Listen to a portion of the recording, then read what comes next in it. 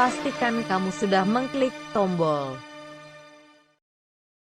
like, subscribe, lonceng. Ya Nabi salam. Yang berbahagia, segala ucapan puji dan syukur marilah sama selalu kita persembahkan kehadirat Allah Subhanahu wa taala, yang mana berkat limpahan rahmat, karunia serta kasih dan sayangnya, alhamdulillah, sampai dengan siang berbahagia ini kita masih diberinya kekuatan, kesehatan dan kesempatan, sehingga masing-masing kita telah dapat melangkahkan kaki dan mengayunkan tangan dari tempat kita masing-masing guna untuk menuju rumahnya yang indah lagi mega ini, dalam rangka untuk melaksanakan suatu tugas suci yang tak bisa kita upahkan ke atas pundak orang lain, yang dalam hal ini yakni melaksanakan salat Jumat secara berjamaah pada siang hari ini.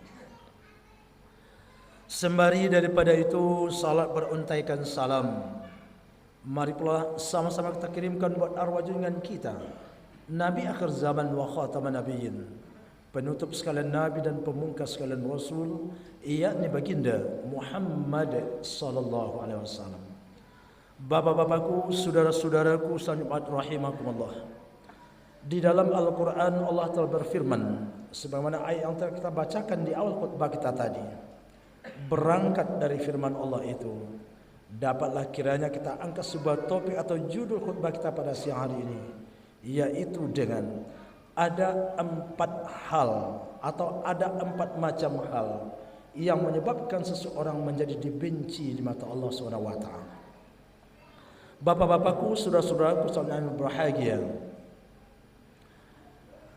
ada 4 hal yang menyebabkan kita dibenci atau dihina oleh Allah Subhanahu wa taala, yang tentunya kita berharap kita yang hadir dalam rumah Allah persempatan ini hendaknya jangan termasuk ke dalam kelompok itu. Andai kata tergelincir atau termasuk ke dalam kelompok itu, marilah kita untuk cepat-cepat kembali berbenah diri agar kita bisa keluar dari hal-hal yang dibenci oleh Allah itu. Bapak-bapakku, saudara-saudaraku yang berbahagia, dari ayat Allah ini Allah ungkapkan dalam Al-Quran apa yang menyebabkan kita semua kita menginginkan kita dicintai oleh Allah, disayangi oleh Allah, agar kita selamat dunia, bahagia di akhirat kelak. Tetapi tampaknya ada di antara kita yang akan dibenci oleh Allah menurut petunjuk Al-Quran. Yang pertama adalah alladzina takhadhu dinahum lahwan wa la'iban. Kelompok manusia pertama yang akan dibenci oleh Allah itu adalah orang-orang yang menganggap enteng ajaran agama yang telah dianutnya. Kita tahu sebenarnya berbahagia, agama terbaik dari sekian banyak agama yang bercokol di dunia ini, agama terbaik adalah agama kita, agama Islam. Inna dina indallahi Islam. Sesungguhnya agama yang diakui oleh Allah adalah agama Islam. Nah, agama kita adalah agama Islam. Wa may yabtaghi ghairal Islam dinan falan yuqbala min wa huwa fil akhirati minal khasirin. Barang siapa yang coba-coba juga cari agama selain agama Islam, maka segala amal dan tindakannya akan ditolak dan mereka termasuk ke dalam kelompok yang merugi di akhirat kelak. Bapak-bapakku, saudara-saudaraku yang berbahagia, tentu kita tidak ingin menjadi kelompok orang yang merugi, akan tapi adalah kelompok orang yang disayangi atau disenangi oleh Allah.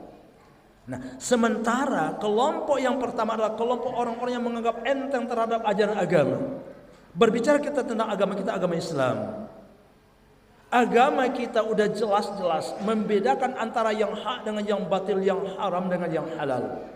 Tetapi tidak sedikit juga saudara-saudara kita yang melanggar akan hal itu, mengambil hak orang lain, memakan jatah kawan, meninggalkan titah Allah, seperti yang sangat enteng sekali soal 5 waktu aja.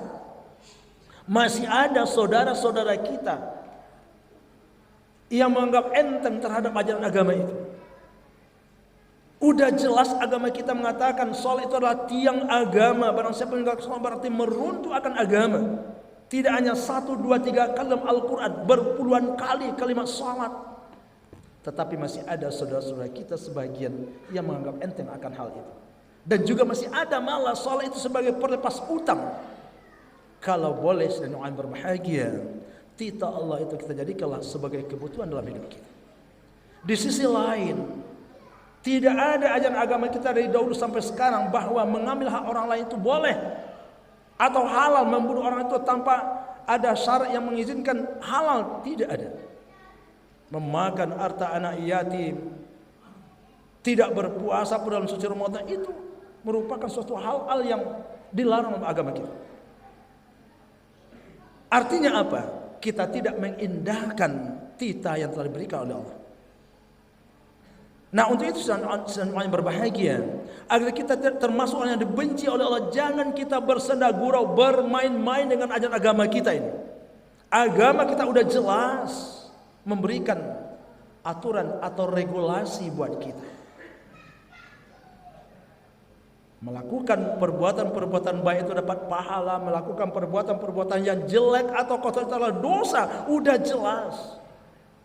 Memakan jatah kawan itu haram, dilarang, mencuri, merampok dan sebagainya. Ya mungkin semua kita telah memainkan hal itu. Nah, agar kita tidak termasuk ke dalam kelompok orang yang dibenci oleh Allah, andai kata ada yang telah tergelincir, kembalilah lagi, indahkanlah ajaran agama kita ini. Apalagi agama kita adalah agama terbaik. Kuntum khaira ummatin ukhrijat linnas. Kita umat Islam ini adalah umat terbaik dari sekian umat yang ada di atas dunia ini. Wa antumul a'launa in kuntum mu'minin.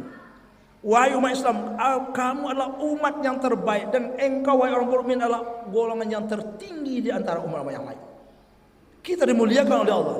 Tetapi kalau kita tidak mengindahkan ajakan agama, kita anggap sebagai senda gurau atau permainan belaka, maka kita akan terjerumus ke dalam kelompok orang yang dibenci oleh Allah. Kedua, kelompok yang kedua yang akan dibenci oleh Allah adalah wa gharrathumul hayatud dunya, yakni orang-orang yang benar-benar atau terlalu amat cinta pada dunia, terbina bobot oleh keindahan dunia, seolah-olah dunia ini akan hidup selama-lamanya, tidak akan berakhir, padahal dunia ini adalah fana. Yang kecil, remaja, apalagi yang dewasa, yang sudah tua, kita diingatkan oleh Allah, jangan terlalu terbina bobot oleh keindahan dunia. Dunia ini adalah merupakan senda gurau atau fata morgana yang akan bisa menipu kita. Dia fana, akan hancur. Ingatlah, walal akhiratu khairul laka minal ula. Akhirat itu lebih baik pada kamu yang pertama. Walal akhiratu khairun wa abqa. Yang akhirat itu lebih baik daripada kamu yang pertama, malah kekal lagi abadi. Mari kita ingat umat yang berbahagia, agar kita tidak termasuk dalam kelompok yang dibenci oleh Allah. Jangan terbina bobot oleh keindahan dunia. Boleh kita cinta pada dunia, tetapi jangan lupa akhirat. Malah Allah katakan, wa bataghi fima ataqallahu darul akhirah wa la tansa nasibaka minad dunya. Carilah olehmu kebahagiaanmu untuk di kampung akhirat. Akhirat lebih dulu. Tetapi kata Allah, jangan sampai lupa pula bagaimana kebahagiaanmu untuk di dunia. Sebab begini sedang doanya berbahagia, apabila dunia kita dahulukan, yang biasanya akhirat terlupakan. Tetapi apabila akhirat didahulukan, insya Allah dunia terbawa di dalamnya. Itulah makanya Allah ungkapkan, wa bataghi fima ataqallahu darul akhirah wa la tansa nasibaka minad dunya wa ahsin kama ahsanallahu ilaik wa la tabghil fasada fil ardh innallaha la yuhibbul mufsidin. Bapak-bapakku, saudara-saudaraku, sedang doanya berbahagia. Kenapa Allah akhir-akhir ini menampakkan kebenciannya kepada kita? Terjadi lahar dingin, terjadi pembunuhan, terjadi bencana alam lainnya seperti kebakaran, kebanjiran, ditambah lagi masalah pilpres dan semua, bermacam-macam masalah di negeri kita. Bermacam-macam masalah, demi masalah datang silih berganti atau secara berantai. Kenapa itu terjadi? Mungkin dari sekian banyak sebab. Salah satu di antaranya karena ulahnya tangan umat manusia. Karena ulahnya tangan umat manusia. Oleh karena itu Allah tampakkan kebencian atau akibat daripada perbuatan-perbuatan yang salah itu. Ya, disebabkan oleh karena mungkin kita menganggap enteng terhadap agama dan betul-betul amat cinta pada dunia. seperti terjadinya erosi, pengikisan tanah oleh air. Itu disebabkan salah satu di antara penebangan hutan yang sembarangan secara ilegal dan lain sebagainya, disebabkan oleh karena ulahnya tangan umat manusia. Di sisi lain, kenapa hidup kita selalu gersang? Kenapa hidup kita tidak selalu cekcok dengan orang lain? Ya mungkin kita kurang berbenah diri dalam rangka memperbaiki perbuatan diri kita. Padahal kita barusan saja usai melaksanakan Ramadan yang merupakan bulan pelatihan dan diklat buat kita. Kenapa sih tidak kita aplikasikan dalam kehidupan kita sehari-hari? Banyak sungguh yang terjadi dalam negeri kita.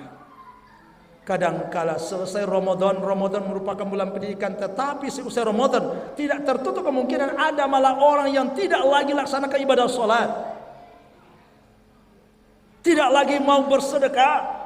Padahal Ramadan adalah bulan pendidikan, bulan pelatihan buat kita agar kita mengaplikasikan pada 11 bulan yang akan datang. Nah, pada bulan Syawal selesai Ramadan terjadi arus mudik dan arus balik yang telah merenggut sekian banyak jiwa manusia. Orang-orang yang begitu ingin melaksanakan arus mudik dan arus balik, dia rela mengorbankan apa saja kadang-kala untuk memenuhi ketuntutan pribadi dan kehendak keluarga. Demi membeli baju baru, sepatu baru, kadang-kala zakat fitrah pun ada yang lupa. Nauzubillah min dzalik. Kenapa? Karena itu amat cinta pada dunia.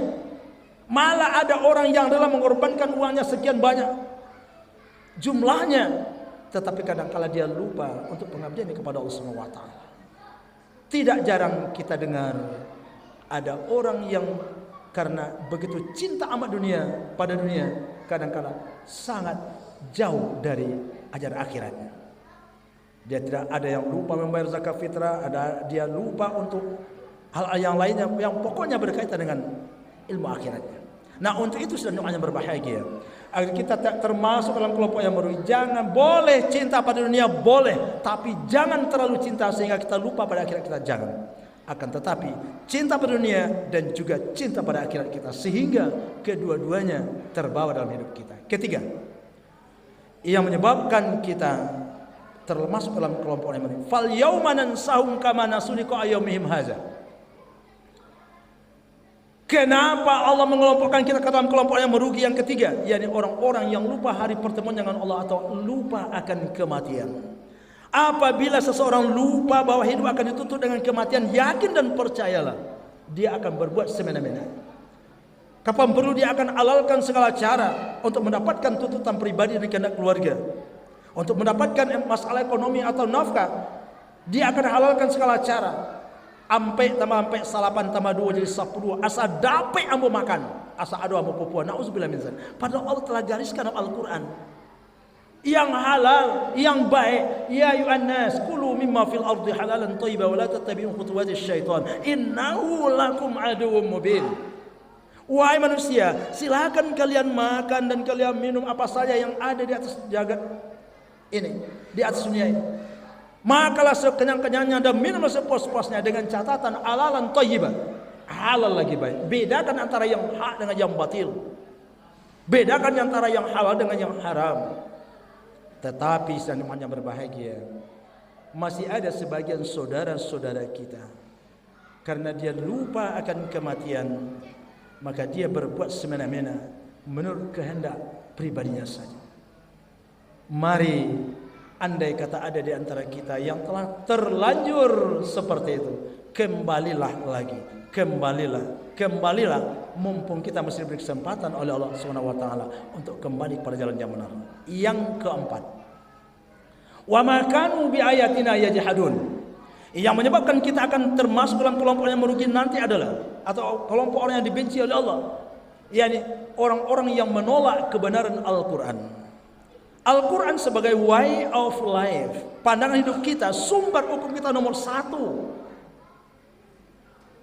Halal kala apa yang dihalal oleh Al-Quran dan haram kala apa yang diharam oleh Al-Quran. Berimanlah kepada Al-Quran, ikutilah Al-Quran, karena ini merupakan wahyu Allah yang masih orisinil sampai hari ini. Ada 4 kitab yang wajib kita imani: Taurat, Zabur, Injil, Al-Quran. Taurat, Zabur, Injil itu berlaku di masa Rasul atau penerimanya masih hidup. Dan setelah itu tidak lagi. Ditambah lagi kita terdahulu telah dirubah oleh tangan-tangan jahil yang tidak bertanggung jawab. Sementara Al-Quran masih orisinil sampai hari ini. Inna nahnu nazzalna dzikra wa inna lahu lahafizun. Sesungguhnya kami yang menurunkan Al-Quran dan juga kami yang memelihara Al-Quran ini. Oleh karena itu saudara yang berbahagia, andai kata ada kita yang telah melenceng, yang telah tergelincir dari ajaran atau ajakan Al-Quran, kembalilah lagi. Bukankah Allah telah ingatkan, wa man a'rada 'an dzikri fa inna lahu ma'isyatan donka wa lam yahsuwa nahsuru yaumal qiyamati a'ma. Barang siapa yang berpaling, yang lari, yang tidak mau menerima kebenaran Al-Quran, menolak kebenaran Al-Quran ini, maka kami, kata Allah, akan berikan kepadanya di atas dunia ini kehidupan yang sempit, ma'isyatan dongka. Ya Nabi salam